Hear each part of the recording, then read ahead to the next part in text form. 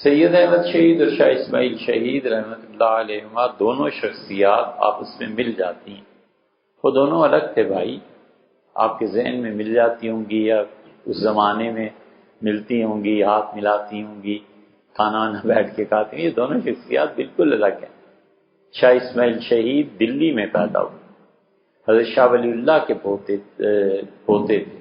شاہ ولی اللہ صاحب رحمۃ اللہ علیہ کو اللہ نے 4 بیٹے عنایت فرمائے تھے: شاہ عبد العزیز، شاہ رفیع الدین، شاہ عبد القادر اور شاہ عبد الغنی.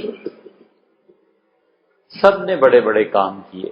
شاہ عبد العزیز صاحب رحمۃ اللہ تو خیر کہنے ہی کیا، وہ تو پورے ہندوستان کے بادشاہ، بڑا علم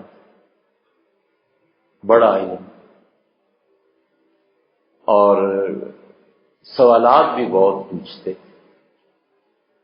کلکتہ سے ایک صاحب آئے تو فرمایا کلکتہ کے متعلق اتنی باتیں مجھے بتائیں کہ میں سمجھا حضرت کہیں کلکتہ ہو کے آئے ہیں. تو میں نے پوچھا، کہنے کے لوگ میری آنکھیں ہی نہیں رہی، میں کہاں کلکتہ جاتا اور دیکھتا. میں نے کہا اتنی معلومات. فرمایا ہاں پوچھتا رہتا ہوں. پل ہے، اس کے بعد یہ بلڈنگ ہے، اس کی ادھر یہ آتا ہے، ادھر یہ آتا ہے. شاہ عبد العزیز صاحب رحمۃ اللہ علیہ بہت کہہ رہا تھا، بہت. شاہ ولی اللہ رحمۃ اللہ علیہ کہتے تھے کہ میں تہجد کی نماز پڑھ رہا تھا، دعا کے لیے ہاتھ اٹھائے تو میرے ہاتھوں میں 2 ننھے چھوٹے چھوٹے ہاتھ آ گئے. بڑا حیران ہوا. میں نے پوچھا یہ کیا ہے؟ تو جواب ملا کہ یہ تمہارے جو وارث ہے بیٹا، یہ اس کے ہاتھ. شاہ عبد العزیز صاحب رحمۃ اللہ علیہ بڑی شان کے آدمی، جنات آتے تھے حضرت سے پڑھنے. ان کے کوچے میں گیا اور جس حجرے میں رہتے تھے وہ بھی دیکھا، اور عجیب و غریب بلیاں وہاں گھوم رہی تھی. ایسی بلیاں ہم نے تو کبھی دیکھی نہیں. تو لوگوں نے کہا یہ بلیاں یہاں گھومتی رہتی، اور لوگوں کا خیال ہے کہ شاہ عبد العزیز صاحب رحمۃ اللہ علیہ کے جنات میں جو سلسلہ چلا ہے، یہ جنات کبھی کبھی بلیوں کی صورت میں آتے ہیں، مگر عجیب و غریب بلیاں. مولانا اسماعیل شہید رحمۃ اللہ علیہ جو تھے یہ اس خاندان سے تھے. پھر دوسرے بیٹے شاہ ولی اللہ رحمۃ اللہ علیہ، شاہ عبد القادر، قرآن پاک کا اردو ترجمہ کیا. تیسرے بیٹے شاہ رفیع الدین، وہ بھی بڑے صاحب علم و نسبت بزرگ تھے. جو ان کا ترجمہ کہتے ہیں لوگ، ہمارا خیال ہے یہ ترجمہ ان کا نہیں ہے، کیونکہ اگر ان کا ترجمہ ہوتا تو کوئی تو ان کے معاصرین میں کہتا کہ حضرت ترجمہ کر رہے ہیں آج کل، یا ترجمہ حضرت کا یہ ہمیں اب تک شہادت اندرونی طور پہ نہیں ملی. یہ تحقیق کی بات ہے، جو مانتا ہے وہ کون سا گناہ کرتا ہے. چوتھے بیٹے شاہ عبد الغنی تھے. شاہ عبد الغنی صاحب رحمۃ اللہ سے بڑا کام نہیں ہوا، اس کی کثر ان کے بیٹے مولانا اسماعیل شہید نے نکالی. مولانا اسماعیل شہید بہت صاحب علم، صاحب تقویٰ بزرگ تھے.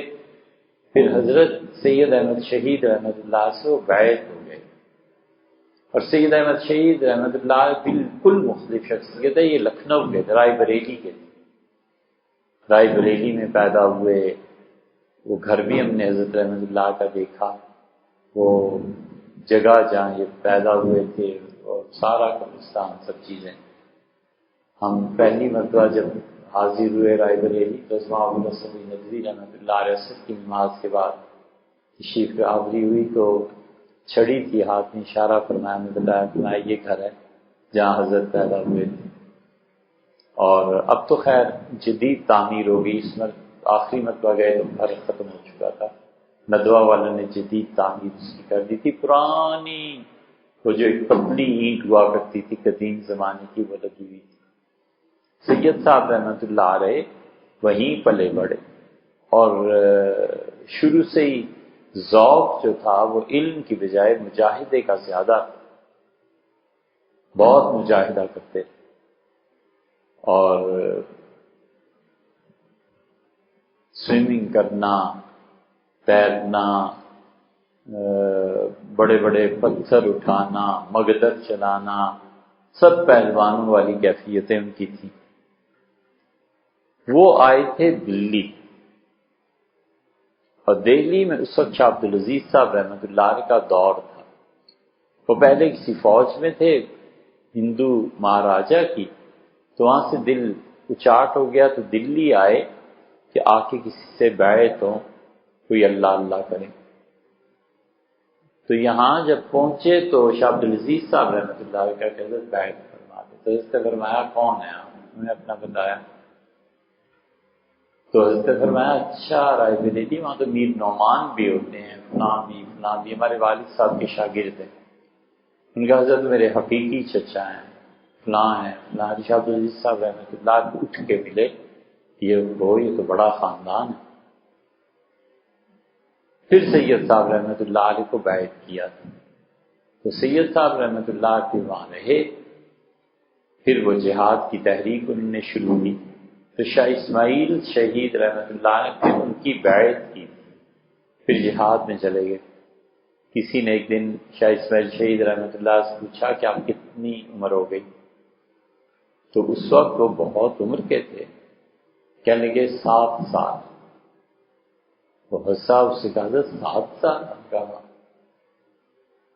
اس نے کہا 7 سال کیسے؟ فرمایا جب سے سید صاحب سے ملا اور بیعت ہوا تب سے انسان بناؤں، پہلے تو جانور ہی تھے، ڈنگر تھے ہم لوگ، وہ کیا زندگی تھی۔ بہت احترام کرتے تھے اپنے پیر و مرشد کا۔ تو بالا کوٹ کی یہاں کے مارکے میں وہ شہید ہوئے، تو بالکل الگ الگ شخصیات۔